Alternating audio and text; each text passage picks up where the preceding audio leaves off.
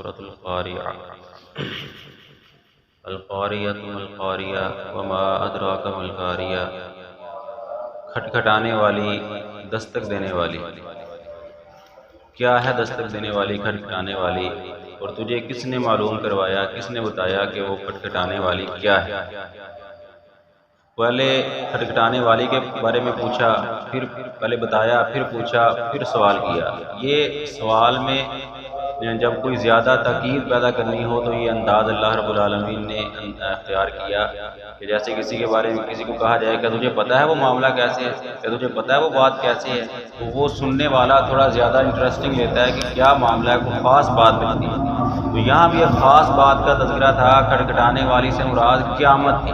کہ وہ کھٹکھٹانے والی کیا ہے۔ وما ادراک ما القاریہ یوم یکون الناس کالفراش المبثوث وتکون الجبال کالعہن المنفوش،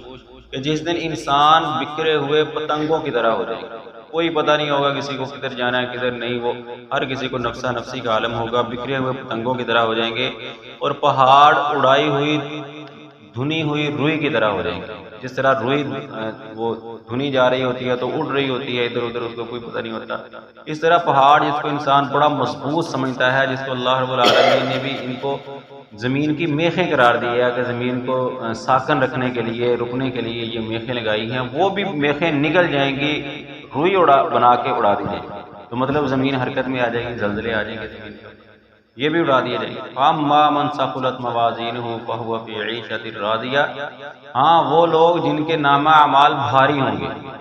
جن کے نیک اعمال کا پلڑا بھاری ہوگا، نیک اعمال زیادہ ہوں گے، فَهُوَ فِي عِيشَةٍ رَاضِيَةٍ، وہ پسندیدہ زندگی میں ہوگا، اس کو مشکلات نہیں ہوں گی، آسانیاں ہوں گی، اس کے لیے مشکل زندگی نہیں ہوگی۔ وَأَمَّا مَنْ خَفَّتْ مَوَازِينُهُ فَأُمُّهُ هَاوِيَةٌ وَمَا أَدْرَاكَ مَا هِيَ نَارٌ حَامِيَةٌ،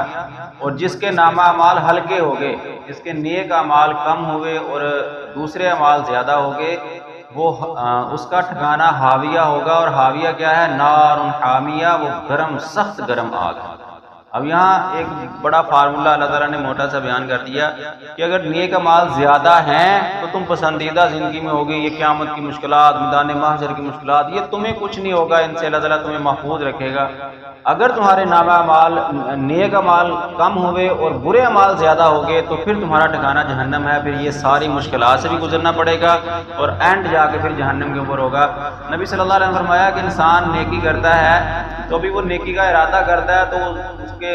10 نمبر لکھ دیے جاتے ہیں، اگر وہ اس پہ فالو کر لے، نیکی کر لے، تو اللہ تعالیٰ اور بڑھا چڑھا کے اس کا ثواب اس کی نیت کے مطابق لکھ دیتا ہے، اور گناہ کا ارادہ کرتا ہے تو اللہ تعالیٰ گناہ نہیں لکھ دے، جب تک اس سے سرزد نہ ہو جائے، وہ کر نہ لے، زبان سے اس کو ادا نہ ہو جائے، ہاتھ سے کر نہ دے، اس وقت تک گناہ نہیں لکھا جاتا، اور جب کر دیتا ہے تو ایک گناہ ایک ہی لکھا جاتا ہے۔ ایک طرف نیکی کی، نیکی ابھی سوچا تھا نیکی کرنے کا تو اللہ تعالیٰ نے لکھ دیا، اور نیکی کر دی تو 10 سے لے کر 700 گنا تک اس کے